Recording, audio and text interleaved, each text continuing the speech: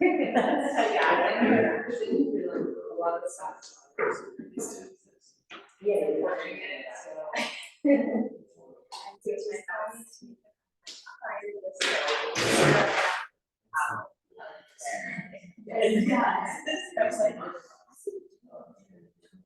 Yes, someday,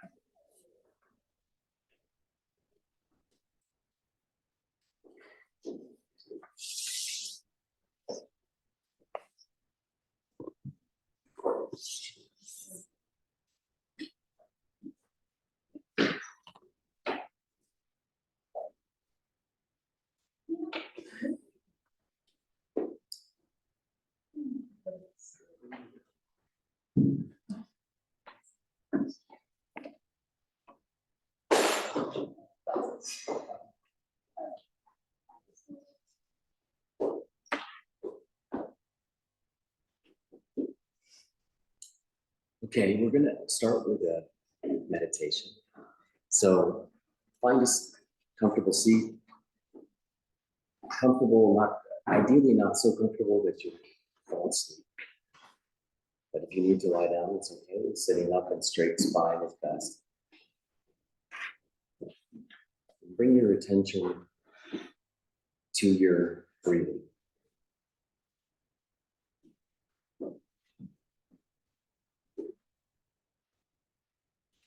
You can work with eyes closed for now.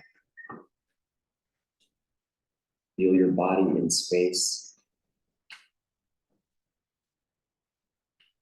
Start to become aware of the sensation of your body in space. Contact with the floor, the cushion, wall if you're leaning against the wall.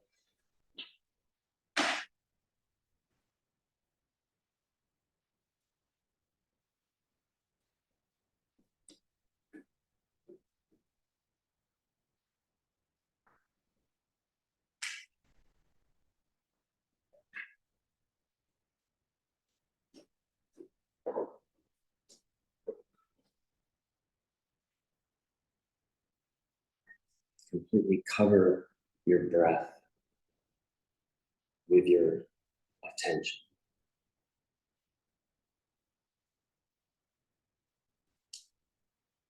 So you can follow the sensation of the inhale.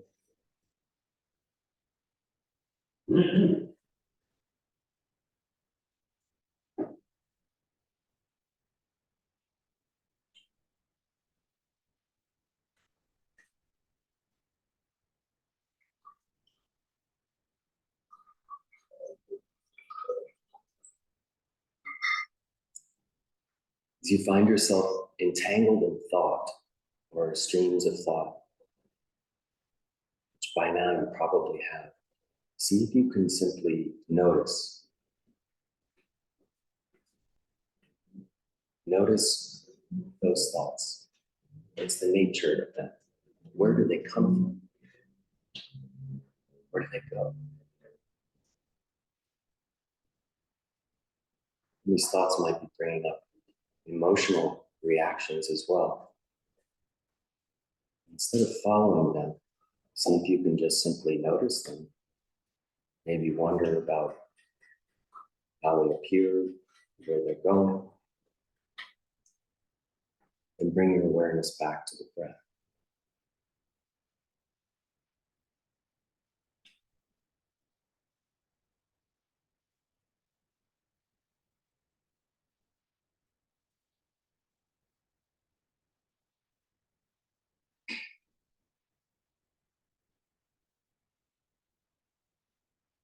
Notice sounds. Sounds coming to you. They appear, the sound of my voice, the sound of your own breath on the street. Again, where do they come from? They simply appear.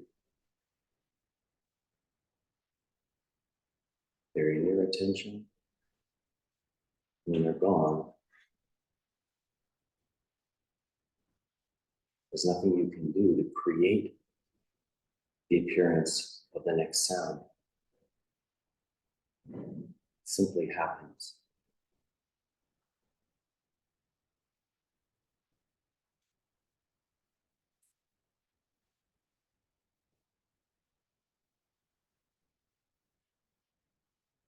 While you're directing your awareness, your attention on the breath, you're also building this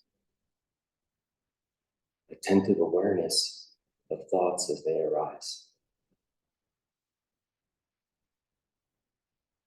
And see if you can simply see them, address them, don't follow them, return to your breathing.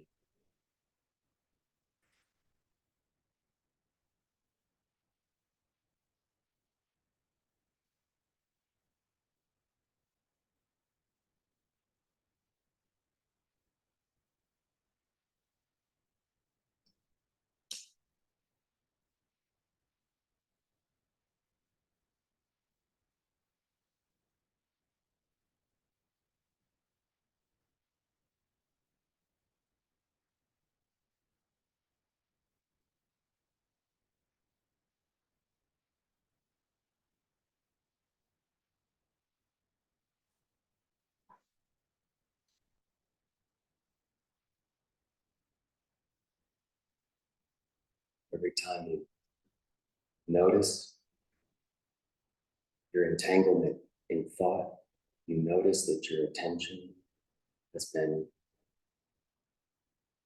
yanked away, and you return your attention deliberately, consciously to your breath. Notice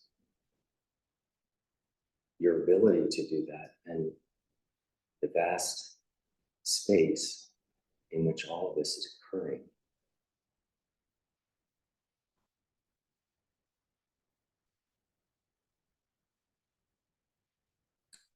Entanglement of thought, sounds, sensations.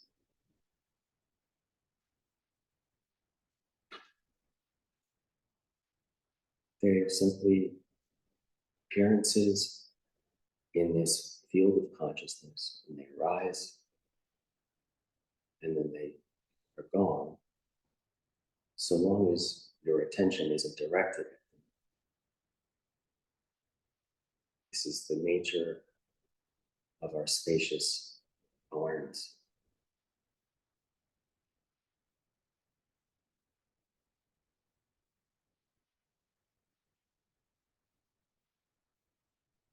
This vast, pure clarity. None of our frustrations, anger, resentments are part of that. They're not intrinsic to that. They come into our field of awareness, and they last there only so long as we keep our attention as long as they keep our attention.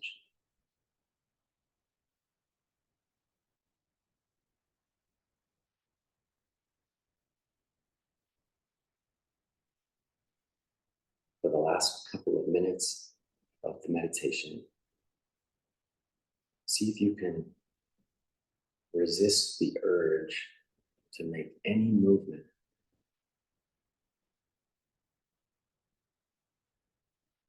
rather than adjusting because of some discomfort.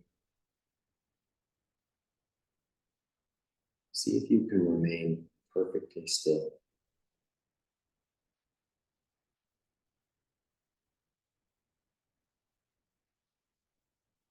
Strong sensations arise. Notice them and go back to your breath.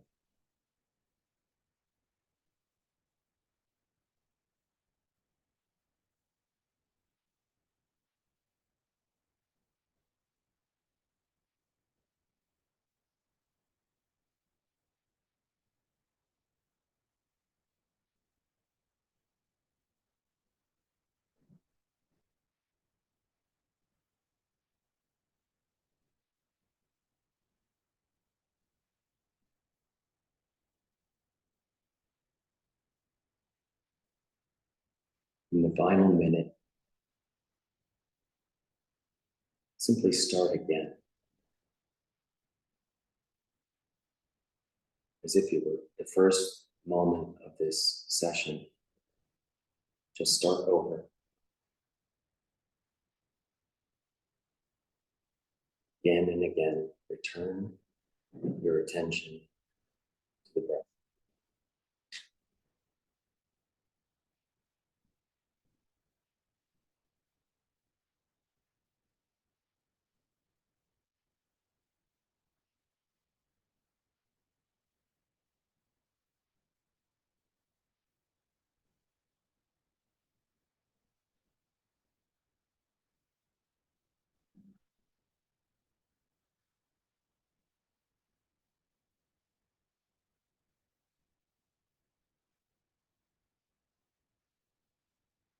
Okay, and then turn your attention to the world and the room and bring yourselves back.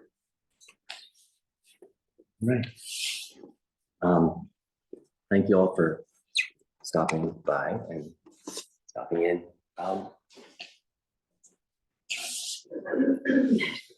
Sorry.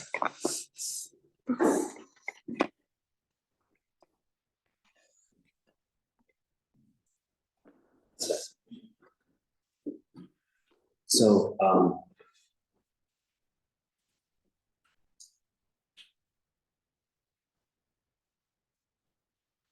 what I wanted to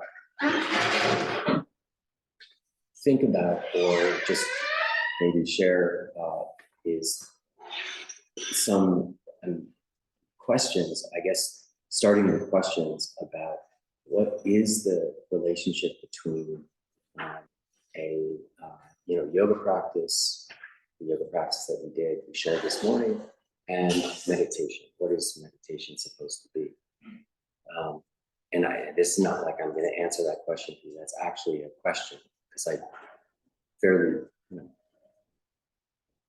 I'm just trying to figure this stuff out myself. In the, most of you, if you've been doing yoga for a while, you will start to inevitably, you'll probably encounter some of the like classical,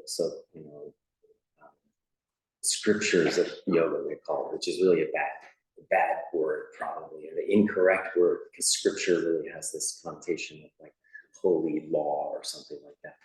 But some of the classic texts of yoga that have come down to us, such as the Hatha Yoga Pradipika. Some of you familiar with that? Does that ring a bell? I know some of you know that for sure.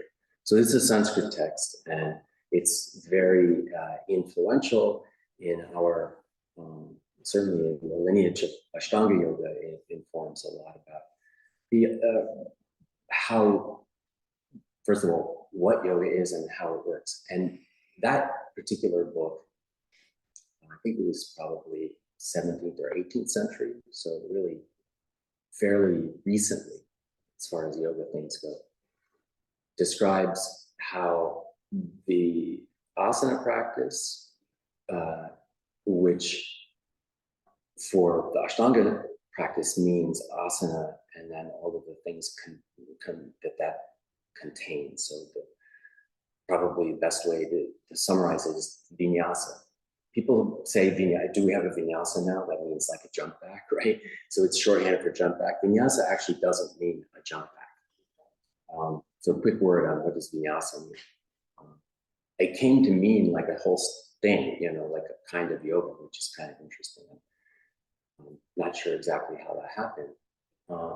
It's a word that originates in a ritual context. In a ritual setting, nyasa, some of you know this, some of you are really, some people, a named person in this room is super expert in this, some of these traditions. Nyasa is the practice of invoking a deity and then into your own body, physical body. So rather than projecting worship outward and making, for example, offerings to an image or even a visualized image, it's actually calling in the enlightened qualities that are represented by, let's say, a deity, say in the Buddhist tradition, like Tara, who is the embodiment of compassion, a female deity, female Buddha, enlightened being, or Avalokiteshvara, and then bringing them into your physical body. So actually, like on the knuckles of your fingers and toes, you would populate your whole body with enlightenment. So that's a vinyasa, right? It also just means ritual sequence. So the thing that is the lineage master of the Ashtanga system is the great master Krishnamacharya. I think probably some of you heard of Krishnamacharya. Right? And so Krishnamacharya was kind of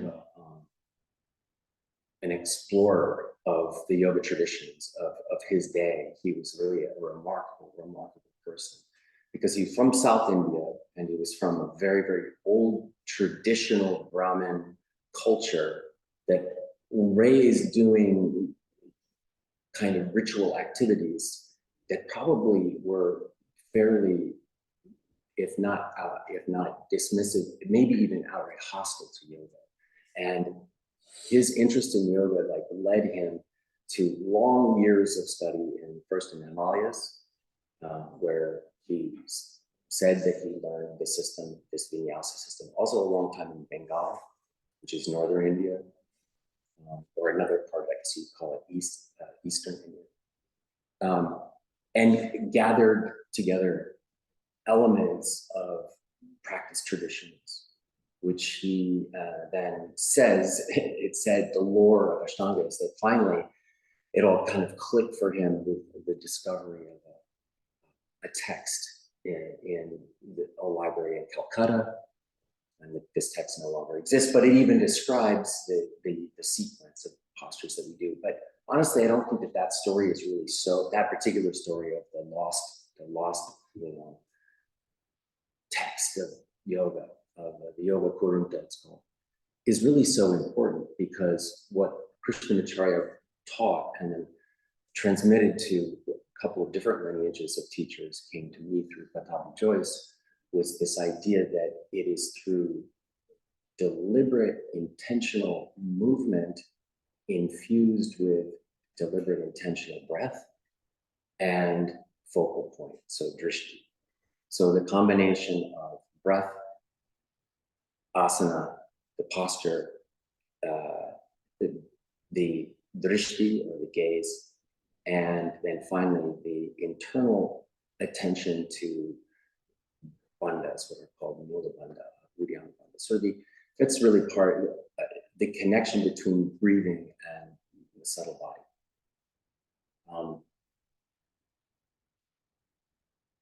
one thing that is consistent, so going back to the Hatha Yoga that Krishnamacharya was teaching and passed down, was that the asana practice that we're doing is that supposedly preparation for what's called Raja Yoga. And Raja Yoga is the Patanjali's yoga system, and Patanjali Yoga teaches meditation. So going back to my original question, what does that even mean? Like, what are we trying to do? And I don't, again, I'm not about to answer that question. But the little meditation that we just did is an experiment in familiarizing us with disentangling our attention with streams of thought that usually completely hijack us. I mean, we are basically one continuous set of feelings and then behavioral imperatives based upon those feelings. They just come automatically. The experience of meditation then is, at least in the experiment that we're doing, it's called mindfulness. And mindfulness is a kind of quality of attention. It's a quality of consciousness that can be used to, as you just saw, observing thought that arises, but rather than connecting it immediately to powerful emotional and compelling action, rather than just simply noticing that it's happening and then returning to whatever is just consciousness, whatever is the place in which all of this occurs, feeling and thought. And the underlying premise is that this is a very, very important thing for us to do, because our actual existence moment by moment is very precious. Our attention, our ability to be aware at any given moment is usually compromised by the things that grab our attention. So as our attention is continually hijacked, we think we're just like, we have no choice in the matter. In fact, we're just like paying attention to things that we need to pay attention to. But of course, if you're honest with yourself, you know that's not always true. I don't know if anybody here has had the experience of being bored anytime recently. It's very hard, if you're bored, presumably that means that you're not content to simply be present and aware. There needs to be something filling your attention. So what I was taught in the Ashtanga system is that learning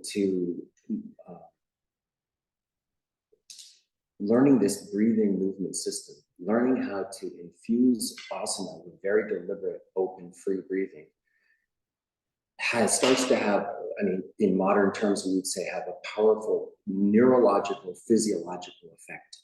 Our minds start to calm, they start to calm down, they stop compulsively going to their objects of interest. And like all the yoga texts say, the problems that we experience in the world, all of our suffering occurs in our minds, really. Even if it's a physical discomfort, our real suffering occurs as a state of mind.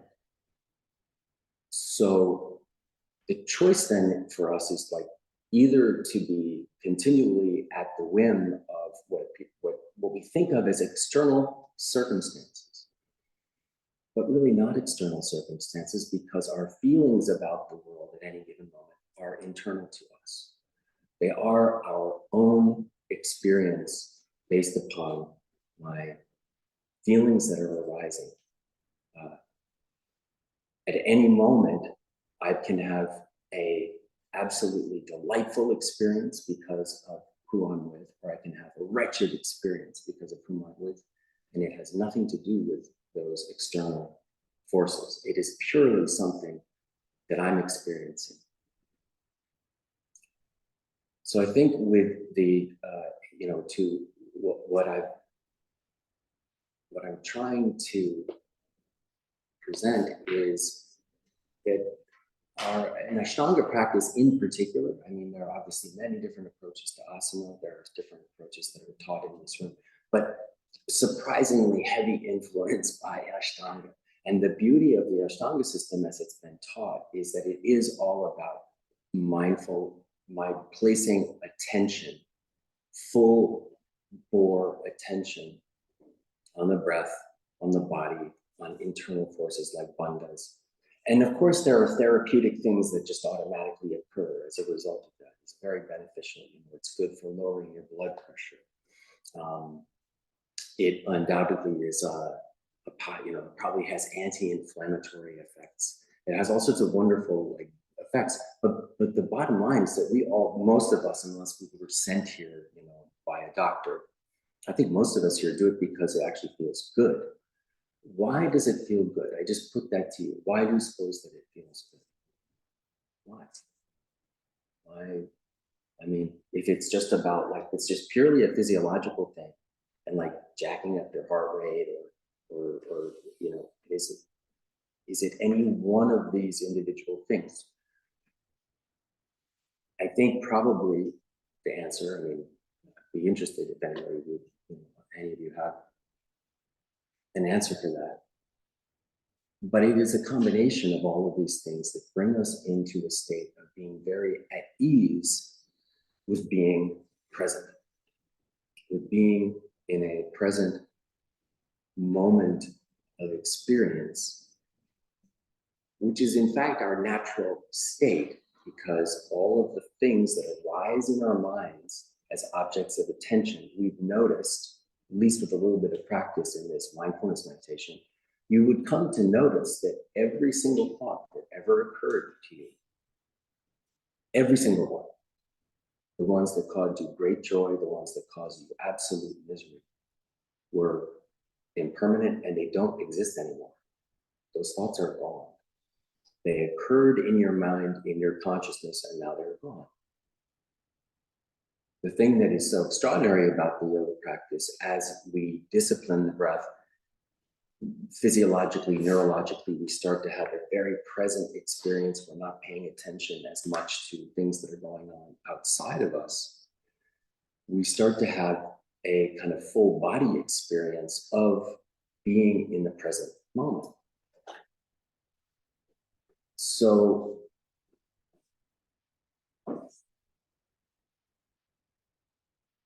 then the challenge, I guess I would say, is if it was simply, and does that sound, is that acceptable, as an idea why it might feel good, right? Because you're very present, right? Even though it's I want to be present, go send me somewhere where I can be present. People go to the movies to feel present, right? Because they want to have a suspension of disbelief and they want to feel right there. They're not, so your attention can be fully absorbed. But then if you're absorbed in a really shitty movie, then your attention is wasted and you're disappointed, and so you have negative feelings around this. But the underlying enjoyment is simply having the attention be placed and aware of the experience of existing. It just seems so it's so simple that it's almost impossible to get at. It's almost impossible to get at. So this term mindfulness is what the modern folks typically translate from the word smriti. And the practice that we were doing is called smrityupasthana, which is the upasthana, or the placement that even sounds like the English word stand, right? Upasthana of smriti. And smriti means recollection or calling to mind. Carla and I had the same brilliant Sanskrit teacher, and I don't know if you remember him making that distinction that in Sanskrit, the word smriti doesn't mean I remember when we think of remembering, we think of just something that maybe I could recall facts, but all the words around remembering are very powerfully loaded if you look at them remember, actually reconstruct. So smriti is the calling into mind of a particular event or occurrence or mental state. And so what we're working on with that mindfulness practice is using that smriti, using that placement, close placement of our attention, initially on the breath, expanding that to sensations in the body, and then most powerfully, allowing it to attend to thoughts and seeing that they are impermanent, seeing that thoughts just simply come and go. When we are completely caught up in a powerful and negative, particularly experience, we are identified with all those feelings. That's what is so terrible about it. It wouldn't be terrible if you simply recognize this is the arising of anger, and I choose to remain in a state which is the expanse of my awareness and my consciousness. See, the yoga traditions go far beyond simply saying that this is a good, like executive stress ball for like getting you to be less freaked out all the time.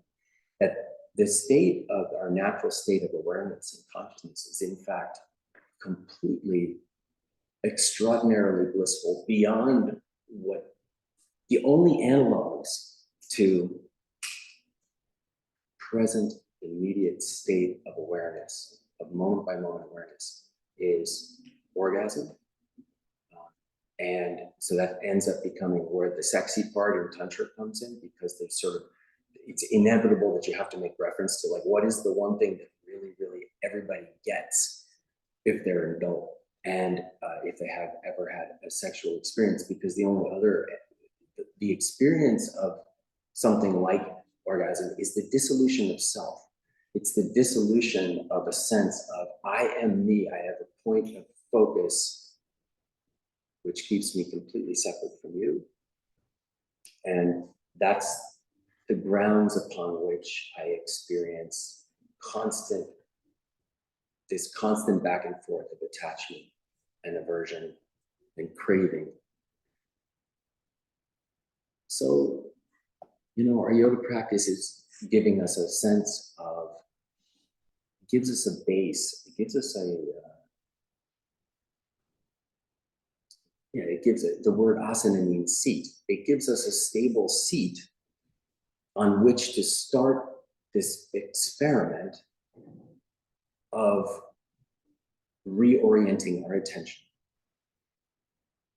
We reorient our attention, and if we can do that in, our movement practice, or in, I'm sure some of you are familiar with the idea, like in the Theravada countries of Southeast Asia, walking meditation is a very big thing. In the Zen tradition, they talk about like, chopping wood, carrying water, or, any kind of activity then potentially is this moment of opportunity for total attention, awareness, and being present.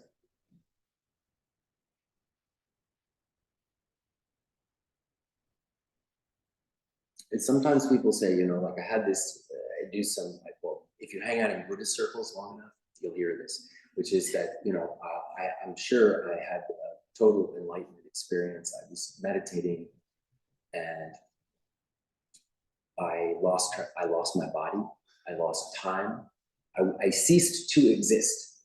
I wasn't there anymore. It's amazing. The thing is that you can get that effect by drinking enough alcohol, or propofol apparently is really good, like the one that Michael Jackson did. You can be absent. A goat can be absent. That is not what's going on. It's a very powerful experience to have this, like being absent. That's why it's so compelling. That's why we chase after those kind of experiences. Yeah, I mean, you might chase after them for a long time, actually, because it seems like an awful good idea to absent yourself. But what this is challenging to do is actually be present and watching your reactions as they occur. And on the basis of that, it says in yoga, because of that kind of activity, because of that kind of intentional reorientation of your intention, it's possible to create fundamental changes in who you are. Forgetting about like the more like far-fetched stuff, which I love, which is like you don't have to die, for example. But that's we'll leave that to the side. Let's say you still have to die. Okay, fine. But being present seems to me like the thing we are trying to do, that we are trying to capture. And then one word from our sponsors in the last couple of minutes. I'll see if anyone has a question. Our sponsor this month is the Buddhist, the Buddha named Tara. Tara is Tara Devi. Represent here. So Tara is a Buddha awakened bodhisattva. One of the beautiful practices that's suggested as a sort of adjunct to the asana practice and then training the mind is to train the mind to remain stably focused on a positive, they usually say virtuous, that seems like kind of goofy, but a positive and powerful object. Because you can focus your mind on anything and then cause that to be the basis for mindfulness. But using Tara is particularly awesome. So that would be my invitation to you, is whether Tara may mean nothing to you. And in fact, anything associated with like a religious tradition might be kind of offensive to you. So fine, leave that. But find something that you feel like is truly of value, like substantial value, that is in your life, and because of that, your life is better. You can use that as a powerful object also of present, being mindful, and learning how to stop being hijacked and lost in your attention on things that ultimately really aren't very important. Or in my case, just like compulsive attention to so many things that I don't even have to prioritize anymore. Like I'm just paying attention to things all the time. And the very last thing I wanted to mention is that, at the very end of that meditation, I suggested that we just start again. This is another really, really cool thing that you can try in yoga practice and of course, in meditation. Just anytime during the day, just say, oh, I'm going to start again. I'll start again. In the middle of some very, very unpleasant interaction with somebody, I'll start again. Start again and reset so that you are not identified,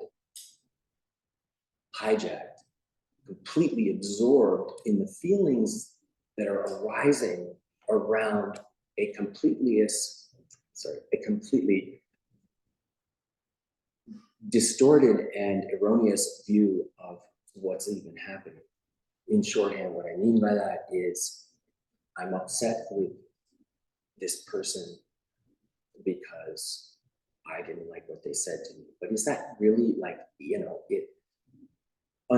if you had been in a different mood or something like that, it might not even have upset you. If that person had, it is entirely as a result of what's rising in your own mind that makes things appear to be pleasant or appear to be sources of suffering. And that very experience of continually being compelled to experience, I want that, I don't want that, this is the nature of suffering. So that's an overwhelming task, like to just stop. You're not supposed to stop wanting things. They say you're supposed to stop wanting them while believing that they ultimately can provide you happiness. But that's a tall order in a way. So I suggest that we just start by like bringing ourselves into the present, enjoy being in the present moment. You might even enjoy being with yourself, especially if you don't like yourself. This is a very, very good practice. And ultimately, we all like ourselves. We're just like obsessed with ourselves. So it's just like 2 minutes left. Oh no, that's right. I forget that I'm 45, right? Yes. Okay. So now I have left time. I want to ask anybody to share with me what is on their mind or if they have a question. Not like I'm like the answer guy, but as far as your yoga practice, you can always, if you had any questions around that. Any questions about the meditation or any of the things that I was attempting to communicate? No. I have a question. Yeah.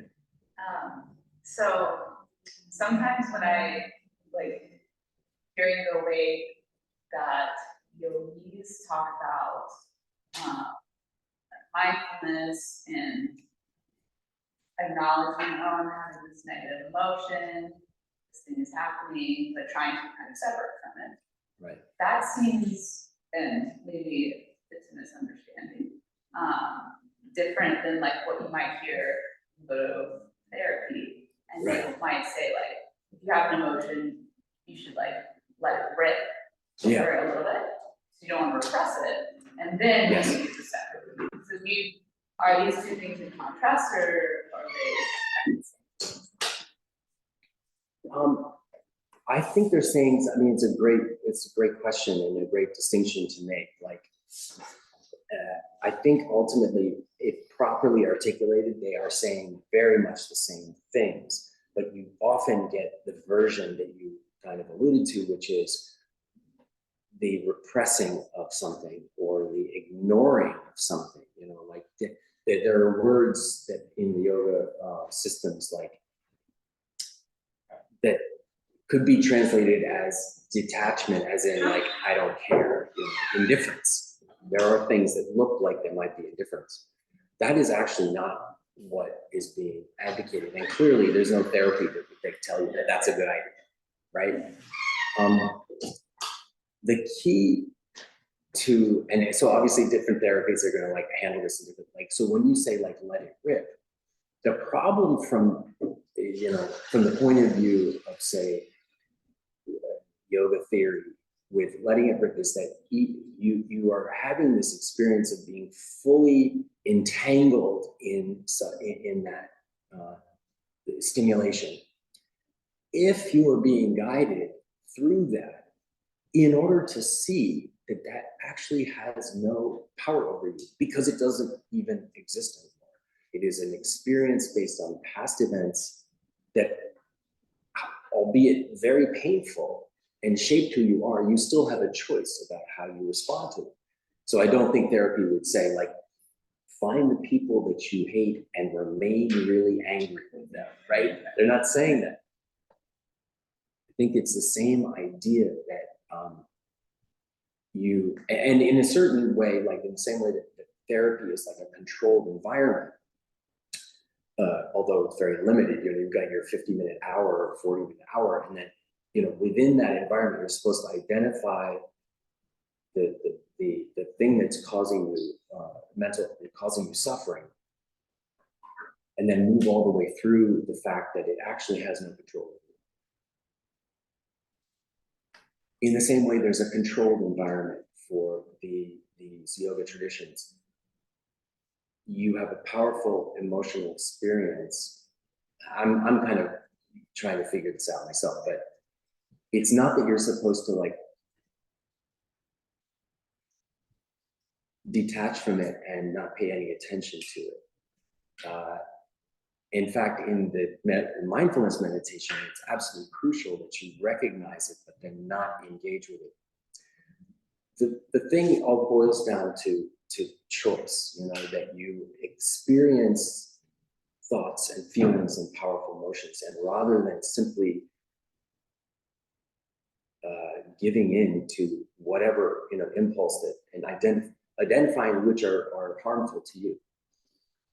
So I think I haven't answered really your question, but, if you're saying, you're asking whether in yoga that there's this recommendation or this idea that powerful afflicting emotions, as they call them, are somehow to be ignored or suppressed. The answer is no, although at the same time, the goal is to try again, in the same way as therapy, to be able to understand that the true aspect of the suffering of this memory is again in your own mind. That thing's only that event, that thing that occurred to you, you have choice about how you continue to live with it. And you can live with it as like horrible baggage that continues to mess up your relationships, or you can learn from it and then change. You have to have some mindfulness to be able to observe the feelings and then go, oh wow, this feeling might not be just about this and out of proportion to this, and then see the connection. Like that does take like a little bit of like being out of it enough to observe it, to process it. Right. Make So those connections. So this is actually like the last. I'll get the last word. I have the right for the last word. Is that you made me think, and that's perfectly put. That it's whether it's a mindfulness. Mindfulness as a buzzword. It is a technique. The yoga that we're doing is a technique. These are all techniques. So these are software that are operating, but you need to actually have it's important to then explore what is meaningful to you, like what makes a meaningful, good life to you. Is it about is it about doing the best for yourself and getting all the material things that you possibly can? Because you can use mindfulness practice and yoga practice to enhance that project, to be more charismatic, to be like a master of the universe on Instagram. You can do that. People do that. It's not what we're recommending. Our sponsors do not recommend that. Yeah. And so that's all I'm saying is that, just as in therapy, the goal ultimately is full recognition of the emotion, learning not to be identified with the emotion. I am not the wounded, victimized X, Y, and Z. Well, thanks, a great question. Okay, well, that's all the time we have, but thank you for sitting around, and have a wonderful class for those who are ready for class. Have a great day. Bye.